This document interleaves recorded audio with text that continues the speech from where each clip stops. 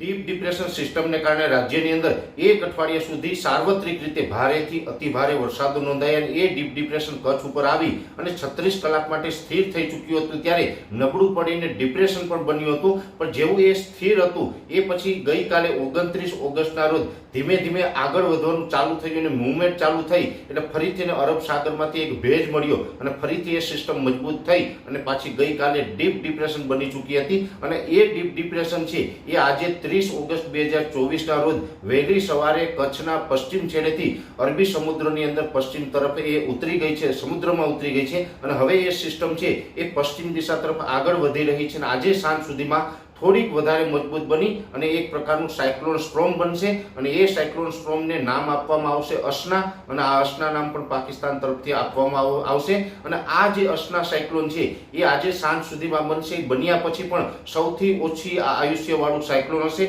એ cyclone બન્યા પછી પણ માત્ર 6 થી લઈને 10 કલાકની અંદર એ નબળું પડીને વિખાઈ જશે અને એ સિસ્ટમ છે પશ્ચિમ દિશા તરફ આગળ વધી જશે। પણ સારા સમાચાર એ છે કે આ સાયક્લોન છે એ ગુજરાતને કોઈ રીતે અસર કરતા નથી, કેમ કે એ જે ડીપ ડિપ્રેશન સિસ્ટમ છે એ અત્યારે કચ્છથી પશ્ચિમ દિશા તરફ સમુદ્રમાં આગળ વધી રહી છે એટલે હવે જેટલો સમય વધારે જશે એમ ગુજરાતથી ખૂબ એ સિસ્ટમ દૂર નીકળતી જશે એટલે ગુજરાતને આનાથી કોઈ ખતરો નથી। એટલે અહીંયા કોઈ પેનિક થવાની જરૂર નથી, કોઈ ગભરાવાની જરૂર નથી। ગુજરાતની અંદર જોવા જઈએ તો પશ્ચિમ સૌરાષ્ટ્રની અંદર દ્વારકા, જામનગર, પોરબંદર જેવા વિસ્તારો છે અને કચ્છના વિસ્તારોની અંદર આજે 30 તારીખના રોજ સાંજ સુધી હળવા સામાન્ય વરસાદો પડી શકે છે અને પવનની સ્પીડ છે એ લગભગ 40 થી લઈ અને 60 કિલોમીટર પ્રતિ કલાકની ઝડપે પવનો ફૂંકાશે અને જેના ગસ્ટિંગ હોય છે, જે ઝટકાના પવનો હોય છે એ 70 થી લઈને 80 કિલોમીટરની ઝડપે ફૂંકાય તેવી શક્યતાઓ છે। આજે 30 તારીખ સુધી પશ્ચિમ સૌરાષ્ટ્ર અને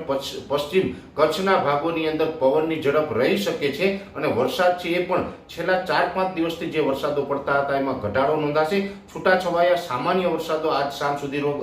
નોંધાય તેવી શક્યતાઓ છે। ખાસ કરીને આજે સાંજેથી સંપૂર્ણપણે ગુજરાત છે આ સિસ્ટમની અસરમાંથી મુક્ત થઈ જશે। આજે પણ ઘણી જગ્યાએ વાતાવરણ ખુલ્લું થયું છે, તડકો નીકળ્યો છે, એવી રીતે આવતીકાલે 31 ઓગસ્ટથી રાજ્યભરનું વાતાવરણ ખુલ્લું થઈ જશે, તડકો નીકળશે। એમાં સૌરાષ્ટ્ર, કચ્છ, ઉત્તર ગુજરાત, મધ્ય ગુજરાત અને દક્ષિણ ગુજરાત એમ તમામ રીજન છે એની અંદર હવે વરાપ જેવો માહોલ જોવા મળશે। આમ તો મોટાભાગના વિસ્તારોની અંદર 2-3 દિવસથી વરાપ છે, પણ જે પશ્ચિમ સૌરાષ્ટ્ર અને પશ્ચિમ કચ્છના ભાગો આ સિસ્ટમની અસરમાં હતા એ પણ આજે મોડી રાત સુધીમાં આ અસરમાંથી મુક્ત થઈ જશે અને તમામ વિસ્તારોની અંદર આવતીકાલથી વરાપ જોવા મળશે। એટલે આ જે અસના નામનું જે સાયક્લોન છે એ સાયક્લોનથી કોઈ ડરવાનું કે ગભરાવાનું નથી, એ ગુજરાતને કોઈ જ પ્રકારે અસર કરવાનું નથી, જેની દરેક મિત્રોએ નોંધ લેવી।